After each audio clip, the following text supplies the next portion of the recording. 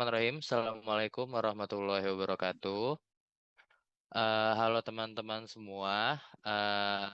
Jadi kali ini kelompok kami ingin mempresentasikan hasil dari makalah yaitu transformasi kebijakan kepegawaian Astra International akibat COVID-19. Jadi pandemi COVID-19 kemarin itu berdampak ke banyak sektor perusahaan, ke banyak sektor juga, salah satunya yang terkena imbas adalah Astra International. Kelompok kami beranggotakan 7 orang, ada Arjun, ada saya sendiri Muhammad Nabil Utama, kemudian ada Bir di bawah Ahmad Fareza, kemudian ada Rizky Bonarsya Putra Pakpahan, kemudian ada Dimas Yuda Pratama, dan ada Yugdo Agnastio Nugraha, dan terakhir ada Firsandini. Baik, selanjutnya akan dilanjutkan oleh teman saya. Oke, baik. Terima kasih, Nabil.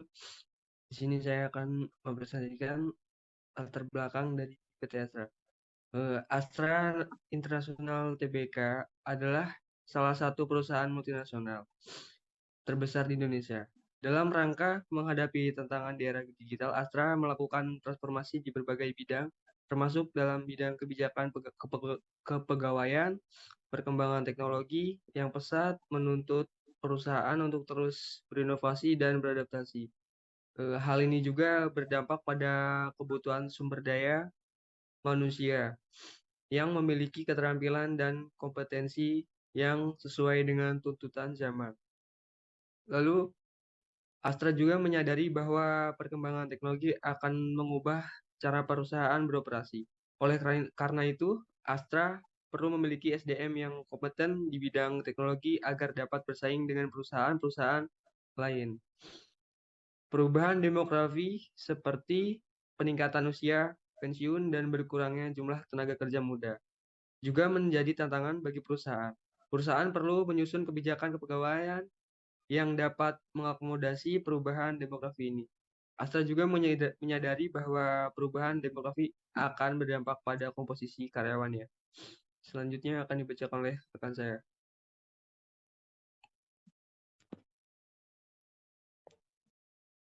Oke, terima kasih Dimas. Jadi di sini dalam metode penelitian kami mengangkat 3 jenis data. Yang pertama jenis penelitian, di mana dalam penulisan ini kami mengangkat jenis penelitian kajian literatur sebagai rangka metode penelitian penulisan yang kami anggap paling relevan digunakan sebab dalam beberapa analisis memerlukan data yang bersifat global dan dapat ditentukan dengan mudah melalui beberapa catatan yang telah dibuat oleh peneliti sebelumnya.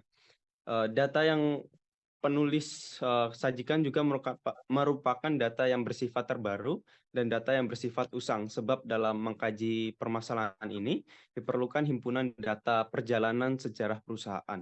Kemudian yang kedua ada sumber data, di mana sumber data yang penulis sajikan utamanya adalah bersifat sumber data yang terbaru, sebab dalam mengkaji terkait permasalahan yang dihadapi PT Astra International Tbk, data di lapangan selalu berubah-ubah setiap waktunya. Namun sumber data utama penulis yang didapat berasal dari sebuah dokumen dan literatur serta buku, artikel, jurnal yang datang resmi dari pemerintah serta laporan penelitian sebelumnya, dan juga literatur lain yang dapat menjadikan sumber data sekunder yang berharga untuk penulis kembangkan lebih lanjut. Kemudian dari data-data yang ada, kami melakukan proses pengumpulan data dengan menginput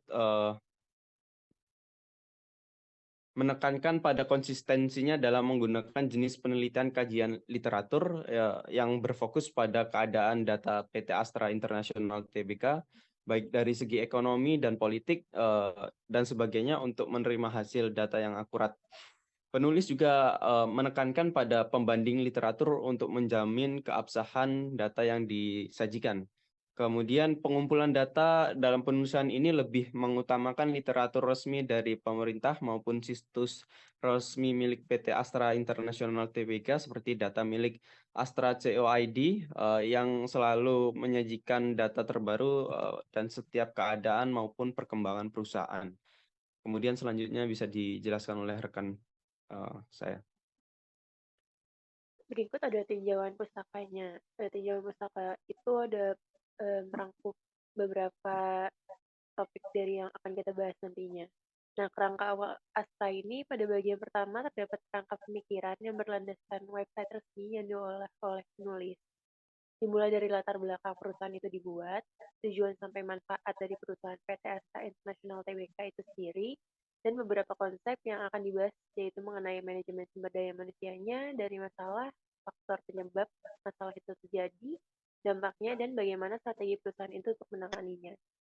Pengumpulan data yang kita ambil itu sama seperti yang tadi teman saya sudah jelaskan. Penelitian ini menggunakan metode pengkajian literatur sebagai metode penulisan dan menyajikan beberapa sumber data terbaru, mulai dari masalah, data di lapangan, dan dokumen-dokumen penting lainnya. Adapun proses pengumpulan data yang dilakukan mencakup segi ekonomi, politik, dan berbagai data yang akurat yang terjadi pada perusahaan dengan data asli yang dimiliki oleh PT Astra tersebut, yaitu PT astra.co.id. Selanjutnya akan dilanjutkan oleh teman saya. Ya, baik. Jadi berikutnya ini ada masalah faktor penyebab dan dampak. Ya. Kebutuhan akan kelincahan organisasi dalam menghadapi kondisi VUCA, volatility, uncertainty, dan complexity dan ambiguity. Ini ada salah satu faktor yang dihadapi oleh Astra. Jadi 4 hal ini tuh saling berhubungan semua. Volatility itu kerentanan akan pegawai, uncertainty itu ketidakpastian, kompleksitas, dan ambiguity itu ambiguitasnya. Jadi ya Astra ini ada kebutuhan akan kelincahan organisasi, ya adaptasi digital dan pelestarian budaya kerja yang kuat. Terus harus juga memprioritaskan kesehatan dan kesejahteraan tenaga kerjanya, dan ada berkurangnya kemampuan organisasi untuk mempertahankan keunggulan operasional, kesejahteraan karyawan, dan keberhasilan perusahaan secara keseluruhan. Oke, boleh dilanjutkan.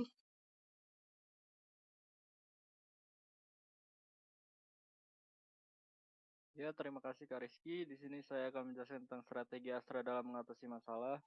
Jadi perusahaan Astra menerapkan strategi Triple P Roadmap yang terdiri dari 3 pilar utama. Portfolio Roadmap untuk pengembangan bisnis, Roadmap untuk peningkatan sumber daya manusia, dan Roadmap kontribusi sosial. Peningkatan ini didasarkan pada prinsip-prinsip Astra Good Corporate Governance yang bertujuan untuk memastikan pelaksanaan strategi bisnis dengan proses pengambilan keputusan yang tepat, memperhatikan kepentingan semua pemangku kepentingan. Pada tahun 2021, Astra terus melakukan upaya untuk memperkuat tata kelola perusahaan yang baik. Melalui perusahaan, Astra menyelenggarakan rapat umum pemegang saham tahunan dan luar biasa pada tahun 2021 untuk memungkinkan partisipasi dan suara pemegang saham serta memastikan kepatuhan perusahaan terhadap protokol-protokol kesehatan pemerintah terkait pencegahan COVID-19. Langkah ini bertujuan untuk memenuhi hak-hak pemegang saham sambil memprioritaskan keamanan dan kesehatan dalam situasi pandemi. Perusahaan juga membuat platform digital tunggal untuk mengumpulkan dan mengelola data penting secara elektronik. Tujuannya adalah memastikan ketersediaan informasi yang akurat, mematuhi peraturan hukum, dan mendukung pengambilan keputusan bisnis yang tepat. Selanjutnya akan dibacakan oleh rekan saya.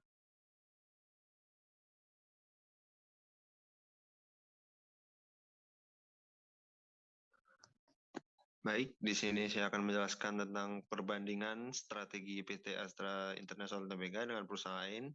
Jadi kelompok kami mengambil contohnya dengan perusahaan Google. Astra sendiri itu menggunakan data total compensation survey atau TCS untuk mengetahui anggaran perusahaan, tren, dan posisi kompensasi karyawan. Astra juga memiliki program CSR yang berfokus pada bidang pendidikan, lingkungan hidup, kesehatan, dan pemberdayaan masyarakat. Google itu sendiri merupakan perusahaan yang mengutamakan inovasi, kreativitas, dan diferensiasi produk. Strategi SDM Google itu sendiri biasanya merekrut, mengembangkan, dan memotivasi orang. Manajer ahli dan kinerja, potensi, kompetensi, dan karir merupakan faktor penting dalam manajemen SDM. Strategi sumber daya manusia Google dapat membantu perusahaan menarik dan mempertahankan talenta terbaik, mendorong inovasi dan kreativitas, serta beradaptasi terhadap perubahan permintaan pasar dan preferensi pelanggan.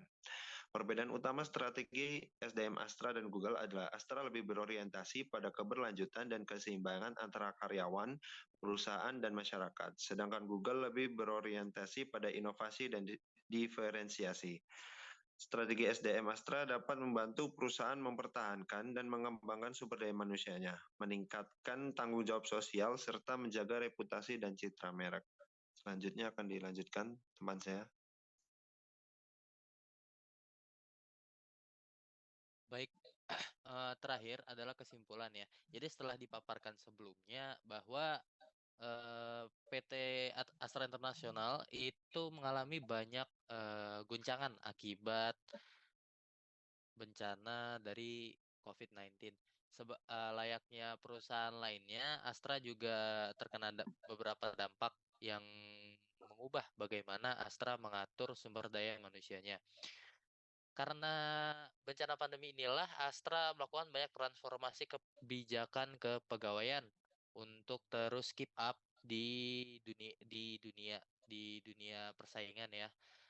Astra sendiri melakukan beberapa tahap perubahan kebijakan yang meliputi pengembangan kompetensi karyawan, kayak contohnya adalah pelatihan hingga pengembangan budaya kerjanya sendiri gitu, kerja Astra sendiri. Dan strategi yang diterapkan Astra ini berhasil untuk membantu Astra survive di tengah gempuran krisis COVID-19. Mungkin cukup itu saja yang dapat kelompok kami sampaikan. Terima kasih. Apabila ada pertanyaan, silahkan akan kami jawab. Wabillahi taufiq wal hidayah. Wassalamualaikum warahmatullahi wabarakatuh. Waalaikumsalam warahmatullahi wabarakatuh. Waalaikumsalam.